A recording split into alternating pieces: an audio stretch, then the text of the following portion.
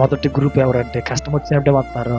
రెండో గ్రూప్ ఎవరంటే అన్నీ ఉంటేనే వస్తారు. మూడో గ్రూప్ ఎవరంటే శ్రమ ఉన్నా దేవుని దగ్గరికి వస్తారు, శ్రమ లేకపోయినా అన్నీ ఉన్నా దేవుని దగ్గరికి వస్తారు, ఏమీ లేకపోయినా అదే యేసయ్యకి ఇష్టమైనటువంటి భక్తి. చప్పలు కొట్టేసిన భయపరచాలి గట్టిగా.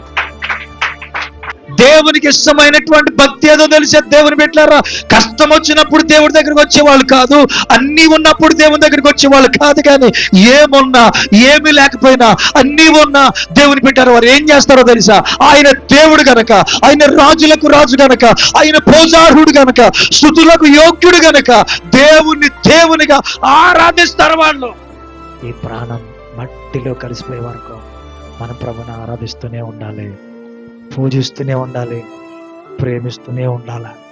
ఆమె వ్యాపారం డెవలప్ అయినా అవ్వకపోయినా, నువ్వు డెవలప్ అయినా అవ్వకపోయినా, నువ్వు పాస్ అయినా పాస్ అవ్వకపోయినా, దేవుని బట్టి నీ మెడికల్ మంచిగా వచ్చినా మెడికల్ మంచిగా రాకపోయినా, దేవుని స్తోత్రం చెప్పండి గట్టిగా, చేతుల పైకి హల్లెలూయా. మంచి రిపోర్ట్ వచ్చినా మంచి రిపోర్ట్ రాకపోయినా, అనుకున్నవన్నీ జరిగినా అనుకున్నవన్నీ జరగకపోయినా నువ్వు ఆయన ఆరాధించాలి. అది నిక్కర్సైన భక్తి అంటే.